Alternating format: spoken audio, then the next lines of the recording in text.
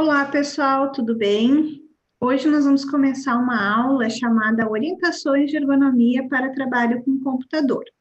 Nós somos da DF Ergonomia, uma empresa que atua na assessoria e consultoria em ergonomia, saúde do trabalhador. E o nosso enfoque nessa aula é justamente trazer para vocês algumas orientações para auxiliá-los nos ajustes com o computador, tanto no seu home office, como no seu escritório, no seu trabalho, nas suas atividades com o computador na sua residência. Hoje em dia nós estamos cada vez mais conectados, então o uso de computador, notebook, smartphone, ele tem feito parte da nossa rotina. Nós, como empresas de consultoria, nós já víamos, né, a necessidade, nós já orientávamos empresas, escritórios, e com a pandemia aumentou o número de pessoas interessadas em melhorar a interface com o computador nos seus ambientes domésticos, né, a necessidade de estarmos mais conectados. Eu sou a Lucimara Balardim, sou mestre em ergonomia, sou especialista em saúde do trabalhador e sou fisioterapeuta. E a minha colega, Daniela, é doutora em engenharia, ergonomista certificada pela Abergo. Então, nós vamos nessa aula tratar um pouquinho desse assunto com vocês. Eu vou começar, a Daniela vai me complementando, né, Dani? E aí, Perfeito. e aí vocês vão vendo que a ideia é trazer para vocês algumas dicas, tá? Que vocês podem adaptar na medida do possível. Nem todos têm um ambiente perfeito de trabalho, né, nas suas residências, mas dentro das possibilidades de cada um, a gente sempre pede que, dentro do possível, se busque um ambiente físico, primeiramente, silencioso, livre de ruídos excessivos, que permita a concentração do ambiente de trabalho. E dentro dessa possibilidade, que a gente consiga posicionar a nossa mesa de trabalho, em conjunto com a nossa cadeira, que a gente chama de posto de trabalho, de uma forma perpendicular em relação às janelas. Por que isso? Essa disposição, ela vai nos auxiliar a evitar reflexos, ofuscamentos na tela do computador. Então, sempre que possível, buscar essa posição. Também, né, devemos buscar algumas condições ambientais favoráveis, como a ventilação e a iluminação. A ventilação, em especial, se for possível, né, a adequação com a possibilidade da ventilação natural, mas em ambientes onde é muito quente, muitas vezes nós vamos precisar de uso de um climatizador, um ar-condicionado, um ventilador, para tentar tornar essa temperatura um pouco mais amena.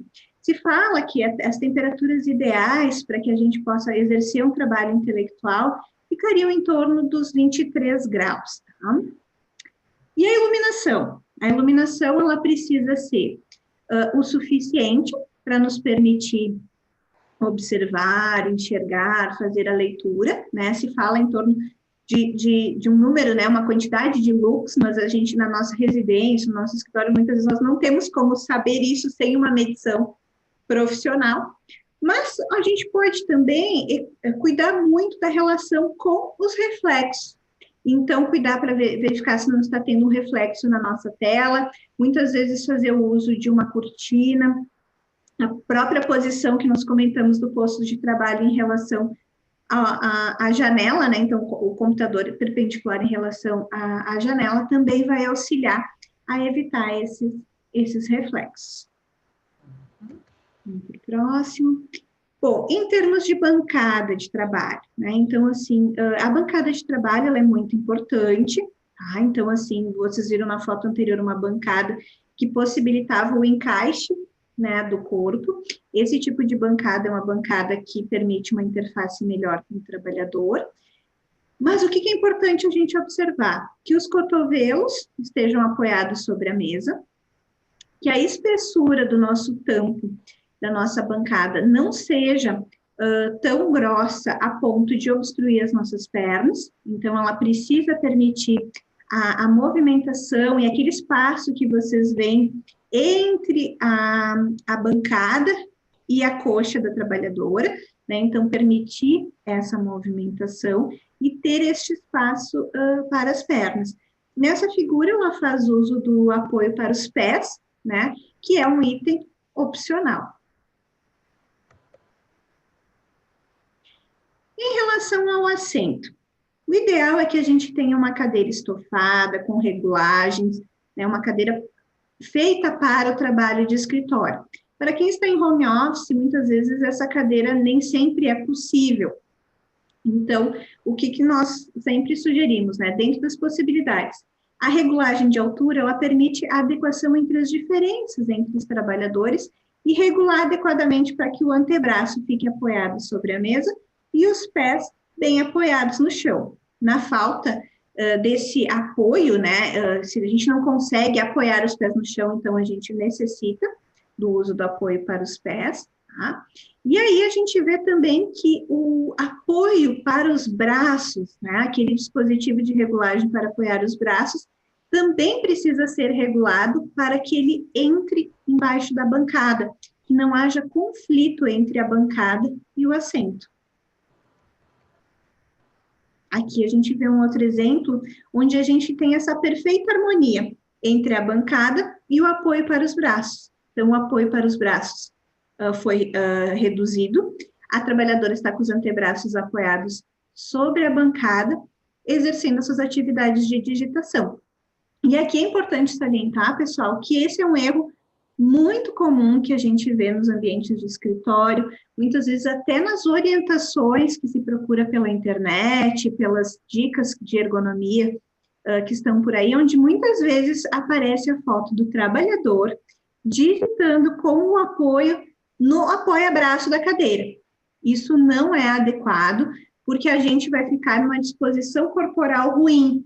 Então, o apoio dos antebraços, independente do modelo de bancada que você usa, né? Independente disso, o apoio para os braços deve estar sobre o apoio dos braços deve ser feito sobre a bancada. Então, falando um pouquinho sobre a organização da bancada. A orientação geral é para nós organizarmos os objetos de trabalho conforme a frequência de uso. Notem aqui, ó, essa trabalhadora, no caso, ela posicionou o celular dela à esquerda e o mouse à direita e bem próximo do teclado. Esse posicionamento próximo ao teclado, ele é extremamente importante para a gente evitar movimentos de abdução do braço, que vão fazer com que ele se abra, né? Então, quanto mais próximo, melhor. O teclado, nós devemos posicioná-lo em frente ao corpo, também para evitar posturas desnecessárias.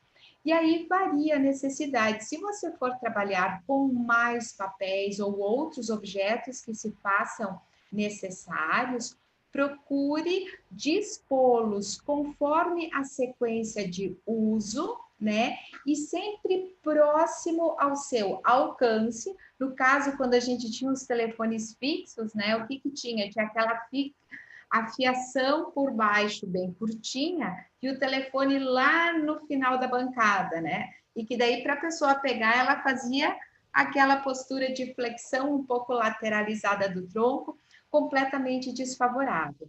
Então, a essência é posicione o mais próximo de si, conforme frequência de uso. Então, aqui, ó, nós estamos vendo, né, de um outro ângulo, o posicionamento do mouse com relação ao teclado e observando também o que já foi visto anteriormente, que é o apoio do antebraço sobre a bancada, o apoio da cadeira sobre bancada e a trabalhadora em frente à tela, sem incorrer em desvios desnecessários. Outro ponto importante é a questão do alinhamento do topo da tela, seja do computador, seja do notebook, a linha de visão. E este é um erro frequente. Ele sempre acontece quando nós fazemos as nossas inspeções nas empresas, como também atualmente nas nossas consultorias online. É muito comum as pessoas não utilizarem algum recurso auxiliar, né, com regulagem ou fixo, que pode ser um caixotezinho, também podem ser livros ou suportes específicos, como que é o caso para o notebook. Então, a condição ideal é que o topo da tela fique alinhado com a linha de visão. Isso. E aqui, Dani, né, a gente tem mais um exemplo do nosso inseparável smartphone, né? Então, tu falaste que antigamente o uso do telefone, né, era comum, a gente via essa posição da pessoa sempre fazer a inclinação do pescoço, né, para utilizar o telefone. E, na verdade, o que acontece hoje, isso se substitui muitas vezes pelo smartphone quando a gente não sabe utilizá-lo da maneira mais ergonômica possível. Então, hoje a gente já conta com recursos de viva voz. Então, por exemplo, se a gente for atender uma chamada, a gente pode colocá-la no viva voz. Pode-se também utilizar fones de ouvidos, porque daí a gente não precisa manusear, né, o telefone. Mas muitas vezes a gente usa o smartphone para funções além do telefone, né? Então, nesse caso, no caso de digitar, o ideal é que a gente utilize o apoio dos cotovelos na bancada e aí, então, faça uso do telefone colocando o smartphone mais próximo da linha de visão. Fala-se muito hoje em dia da síndrome, né, que as pessoas têm de uma flexão no pescoço, justamente de tanto olhar para baixo, né, para a questão do smartphone. Então, é sempre importante que a gente busque utilizar esses recursos auxiliares que o telefone já nos traz, né, como o Viva Voz, as funções de fone de ouvido, e se não, né, não for utilizar essas funções, sempre se busque a questão do apoio dos antebraços, então, na bancada, trazendo o telefone mais próximo da linha de visão. E a organização do tempo, isso é muito importante, porque muitas vezes quando se fala do uso do computador, nós lembramos apenas das questões físicas, né, que seria a questão da ergonomia física. Mas além da nossa postura, além do nosso ambiente físico escolhido para o nosso ambiente, é muito importante que a gente pense na nossa organização do trabalho, que são os fatores, então, como a questão de tempo alocado na frente do computador, a possibilidade que temos de fazer pausas e até mesmo o tempo de duração da nossa jornada de trabalho. Quando nós estamos numa empresa, muitas vezes nós temos horários fixos para iniciar a jornada de trabalho e para terminar a jornada de trabalho. Já quem está trabalhando em home office ou os próprios profissionais liberais, autônomos que trabalham em suas residências, em seus escritórios, muitas vezes negligenciam essas questões, né, em virtude das suas metas próprias de produção. E isso pode trazer problemas tanto para a saúde física quanto para a saúde mental. Então, sempre é importante que a gente busque pequenas pausas. Essas pausas podem ser pausas para tomar um café, para tomar água, para ir ao banheiro, para buscar materiais numa impressora, por exemplo. Então, sempre que possível, alternar a postura de pé com a postura sentada. Se possível, ainda dando pequenas caminhadas. Não há postura ideal que, mesmo sendo ideal, né, quando ela é mantida por muito tempo, ela se torna prejudicial. Então, essa organização do tempo é muito importante. Além disso, respeitar os horários, especialmente os horários já alocados, por exemplo, para a refeição, né, e de início e término do nosso expediente. Então, dentro do possível, pensarmos nessas questões organizacionais. Aqui o exemplo, né, de uma trabalhadora que ela está, na verdade, a função dela, né, poderia estar, ela como ela já trabalha sentada, ela poderia estar tomando esse café na postura de pé, mas aqui mostra um exemplo de uma situação de trabalho onde ela sai do seu posto de trabalho, da sua bancada de trabalho, e ela busca uns minutinhos, né, para tomar um café numa outra situação, num outro ambiente, até por uma questão de saúde mental. E aqui, nós da DFE Ergonomia, estamos trazendo, né, um conjunto de diferentes técnicas do yoga E, neste caso específico, nós vamos trazer uma sugestão de exercício respiratório para que vocês façam com alguma frequência, pois o benefício ele vem não com o tempo, a quantidade de tempo que se fica em cada exercício, mas com a regularidade, como fazer todos os dias. Então, tem se falado bastante e também por causa dos excelentes benefícios, é o foco na respiração.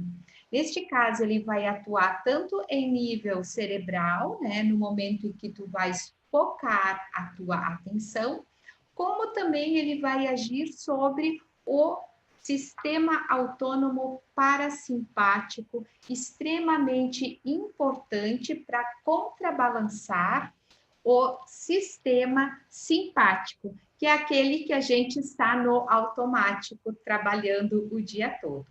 Então, nessa primeira prática, a sugestão é para que você feche os olhos e posicione uma de suas mãos sobre o peito e a outra sobre o abdômen. Nesta condição, respire lenta e profundamente, aumentando primeiro o abdômen, depois a região entre as costelas e, por último, a região alta torácica. E nessa mesma sequência, ao eliminar, tanto inspirar quanto expirar pelas narinas, você vai expirar, liberando primeiro o ar do abdômen, depois entre costelas e, finalmente, a parte alta. O ideal é que você pratique todos os dias, alguns minutinhos, e com o passar do tempo, você pode fazer 2 retenções. Num primeiro momento, vocês inspiram, fazendo a sequência abdômen entre costelas, caixa alta, façam aí uma retenção. E depois façam a expiração, seguindo essa mesma sequência, e depois fiquem um pouquinho sem o ar. E esse aí é o conhecido como o Chaturanga Pranayama. E aqui nós temos um outro exercício, também focado na respiração, onde nós sugerimos que você feche os olhos, respire pelas narinas e simplesmente sinta a temperatura do ar que entra e do ar que sai. E fique ali o tempo que for necessário, completamente focado na sua respiração. Então é isso. Tentem e depois nos contem. Por que isso? Olha só, aqui nós estamos colocando para vocês os nossos endereços, né? Se bem que o endereço já é um pouco defasado, né? Os nossos links para o Instagram. E um mais, né? Nós temos um e-book gratuito com 10 dicas para tornar o uso do computador mais saudável, e ele está disponível para quem quiser no nosso Instagram, tá? Acessando o link que consta ali embaixo. Vão lá, baixem o seu e-book e depois deixem os seus comentários. Também aproveitem para dar aqui o like no nosso YouTube, como também compartilhem esse material com para quem possa ser útil, que a ideia é justamente essa, poder auxiliar vocês da melhor forma possível.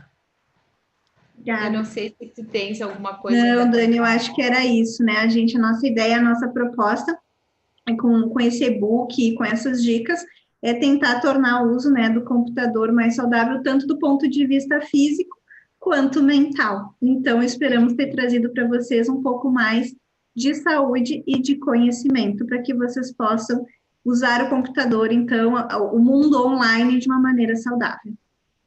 Perfeito. Obrigada. Obrigada.